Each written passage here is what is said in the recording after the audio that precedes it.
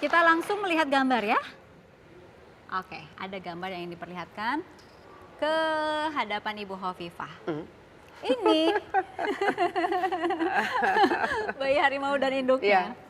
Ada cerita apa di balik kalau yang gambar saya ini? pernah ketemu lebih serem dari itu. Lebih serem ya? Lebih serem dari itu, ya. Ketemu di mana tuh, Iya, Bu? saya ini tukang naik gunung dari kelas 2 SMP. Makanya sampai sekarang saya jalan relatif cepat gitu.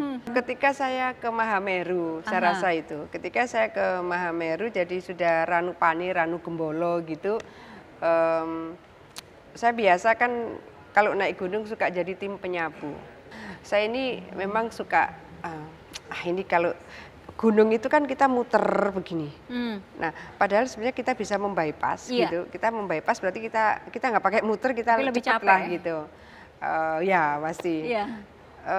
Ketika saya mencoba, ini kenapa harus puter? Kalau ini kita naik begini, kita mestinya lebih cepat.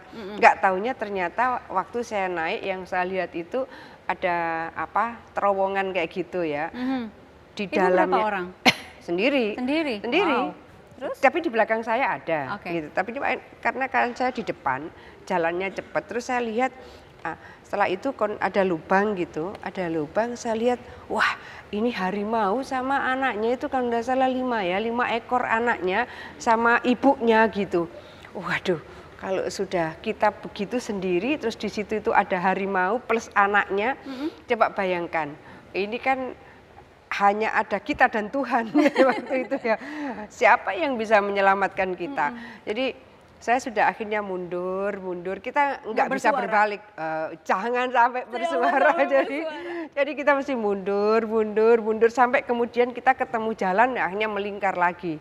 Jadi saya menangkap, wah ini ada perjalanan yang menjadikan saya memang sudah harus lebih hati-hati. Pada posisi seperti itu, saya masih dibayang-bayangi oleh semacam wanti-wanti dari senior saya.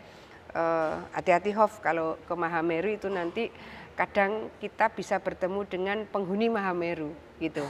Jadi penghuni Mahameru itu dia masih makan manusia. Jadi memang kita harus hati-hati gitu.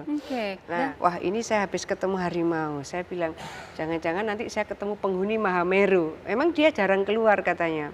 Akhirnya saya ketemu, wah ini kok ciri-ciri persis yang senior saya bilang. Apa gitu. Itu ciri-cirinya, Jadi Bu? Mahameru itu orangnya tinggi, besar, putih gitu ya, bersih wajahnya.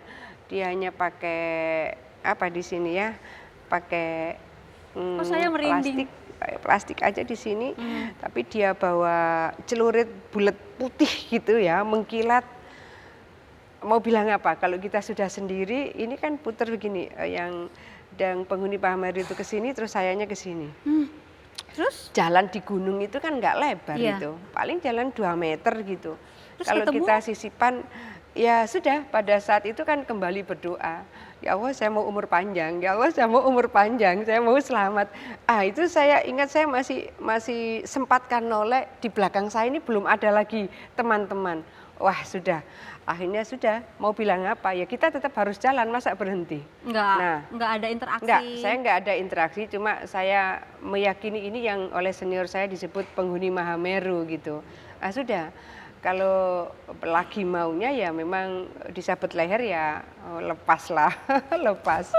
Jadi, aduh ya ampun. Iya. Alhamdulillah. Oke. Saya selamat. Tapi, ini soal naik gunung ya.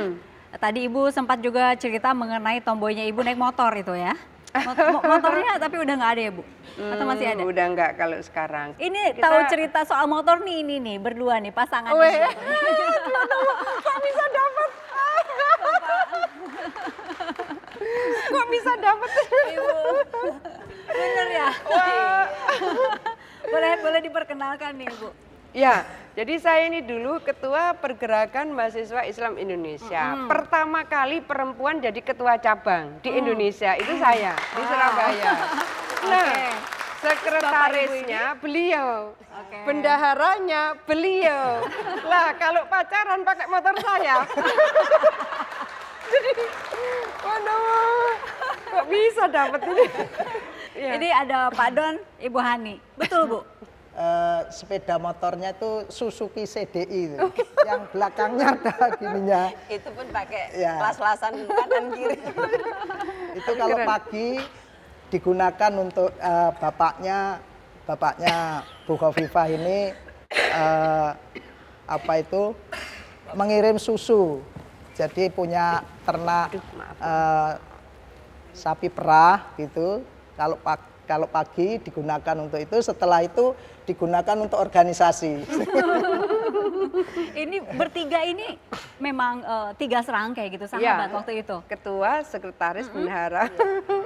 Dan sering apa saja itu selain kegiatan di luar organisasi apa lagi? Ada menarik proses Bu Khofifah ke Jakarta dan tadi menjadi singa P3 tadi Ya. ya dari singa Senayan pada saat itu ingat saya. Jadi dulu ada kegiatan nasional yang dilaksanakan di Surabaya di Hotel Berantas. Pada saat itu yang menghadiri tokoh-tokoh nasional seperti Pak Akbar Tanjung, Pak Insinyur Sarwono, Pak Metarium, Ya. Buya, kemudian Pak Matori Abdul Jalil dan sebagainya. Pada saat itu diundanglah mahasiswa termasuk PMII yang hadir kami sama Bu Khofifah. Pada saat itulah Bu Khofifah ini banyak menyampaikan pemikiran-pemikiran yang mendasar tentang kebangsaan pada saat itu. Seingat saya Pak Akbar Tanjung, ketika Pak Akbar Tanjung ini banyak menyampaikan Bu Khofifah ini mahasiswa satu ini gitu. Kalau seandainya boleh itu akan saya ambil untuk Golkar. Saya jadikan kader Golkar. Gitu. Saking briliannya pemikiran-pemikiran beliau ini. Nah, oleh karena itu Bu Khofifah langsung ditemui oleh Pak Matori Abdul Jalil, seingat saya. Kemudian ditawari untuk ke Jakarta dan menjadi anggota DPR itu. Baik, wow. Jadi cerita ke sahabat juga begitu ya. Ibu, bapak semua yang hadir di sini juga terima kasih. Kami akan kembali ke hadapan Anda dengan tokoh-tokoh yang lain. Sampai jumpa.